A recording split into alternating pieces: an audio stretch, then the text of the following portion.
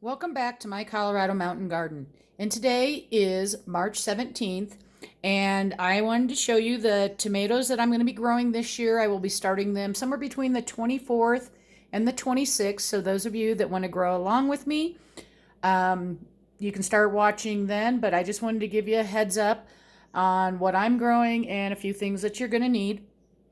For my cherry tomatoes, I am growing the purple bumblebee and the pink bumblebee. I grew these about 5 years ago. They do very well. I've been playing around with the cherry tomatoes and growing different varieties each year, but I went back to these this year just because they tolerate the cold and the heat. And since I grow mostly in my greenhouses, it can still get chilly in there, but the heat can really be intense in there. And these cherry tomatoes can handle both swings. They mature in 60 to 70 days. Most cherry tomatoes are going to mature quicker than your bigger tomatoes. So if you don't have a lot of time or you've had problems, try growing some cherry tomatoes. The next ones that I'm growing this year, that is a 68-day, and you can't see the picture, but I do get it from Park Seeds, is a determinate variety called the Better Bush, and it is a hybrid. And these grow very, very easily. I grew them last year, but I've grown them before. I brought them back in because I knew I was going to have some space in my hoop house last year. So these are the only tomato that are going to actually be planted in beds, whereas all the rest of my tomatoes go into 5-gallon containers eventually. And these will only get between 3 and 4 feet tall. Because they are a determinate, you don't have to cut off the suckers because they don't have suckers that you cut off. You just need to keep the leaves up off the ground. So you're going to trim the lower ones so that they're not touching the soil, so that pests and soil-borne molds and mildews and diseases can come up into the plant. So again, if you don't have a big space, get the determinants because they don't get very tall and they can be supported with pretty much a standard tomato cage. My friend Dave and I, we do a challenge. We did a challenge last year, and neither one of us won.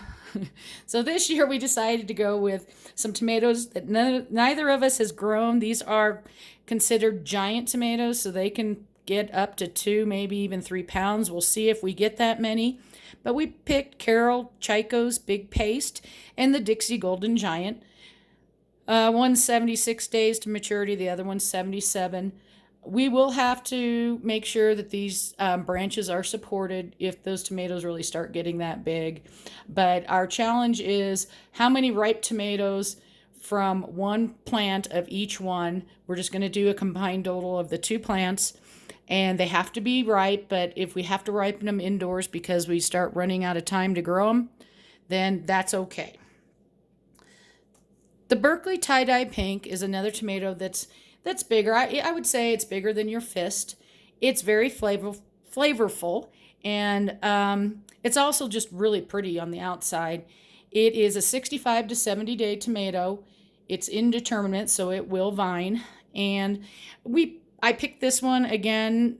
I'm going back to some of the ones that I have in my garden journal that have done well in the past. So even though I'm putting some new stuff in there, I'm also going back to some of the regular ones. Now this one here, these next ones are 80 days to maturity. This is a white Tomasil, and this was a free seed from Baker Creek this year, so I figured why not give it a chance. It's supposed to stay pretty creamy. I'm only going to grow one of these in my garden. I'll probably start a few and give those to friends or sell them or whatever, but I'm going to give one a try. I grew Black Beauties last year. They did wonderful. I would say the tomatoes are a little bit on the smaller side, so more the size of your fist. Some are smaller. You can see this person's hand here. Some of them do get smaller, but you also get the big ones in there. Usually the flowers that started out first have the smaller tomatoes on them, and then I saw the tomatoes get bigger as The flowers that came on to the plant later, they were a lot bigger, but it's a beautiful tomato and it tastes really good. And my favorite, and I grow these every year, are the black crims. Again, you can't really see them, but I get them from Seeds Now and Park Seed. Again, these are 80 days to maturity. I grow crims every year. It is my most favorite tomato. And it's something that makes the cut every year. Now, this year, and like last year, I was taking a lot of tomato orders, and I'm not doing that this year, but because I'm going to be running out of space here on my grow shelves, when I germinate my seeds, I'm going to do them in the baggies with the paper towel. Now, unlike the pepper where I used a full sheet, because it takes longer to germinate pepper seeds, and I wanted to keep more moisture in there and everything like that. I'm only going to do a half sheet, and I just fold it in force. We'll stick it in the baggie, and once I get my date, I'll write my date on here. But that's pretty much it. You want to put these on a warm surface, like the top of your refrigerator, or if you have heat mats. I always cover my heat mat with like a dish towel, like this is just a dish towel, and I'll just throw it over the top of my heat mat so that my seeds don't get too hot. But if you don't have a heat mat and you can't put them on top of your refrigerator, don't put them in direct light. Put them near like a furnace vent, but you don't want them sitting in the sun. And they germinate very quickly. Once the seeds germinate, I'm going to be using the cells. So I will fill up the medium here till about 1/4 of an inch down. Then I'm going to drop my seed in the top and cover it with soil. If you're going to grow in the baggies, if you let them go a little bit longer and the seed starts growing into the paper towel. So remember, you want to spread them apart so they have room around each other. Excuse me.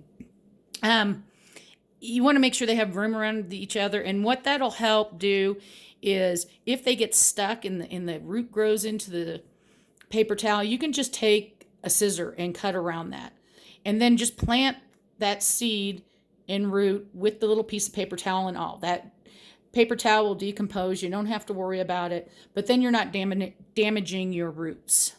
So again, for me, I will bring it about 1/4 way, put my one seed in each once I know they're germinated, and then I'm going to drop soil on top.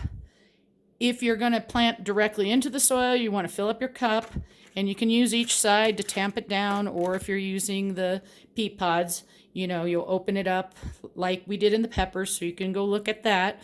And then plant one seed here and one seed here, so kind of space them out. You don't want them right on top of each other. That way, as they grow, it'll be easier to separate them because their roots won't be growing together, although tomatoes are quite forgiving. So we'll be back when I start putting my seeds together here. I'll do a quick video after I get them all in the bags, and I'll probably just show you one again, but you can go back to the peppers if you wanted to see that beforehand. And then as soon as they've germinated and I start putting them in the cells, I'll do another video there. Happy gardening!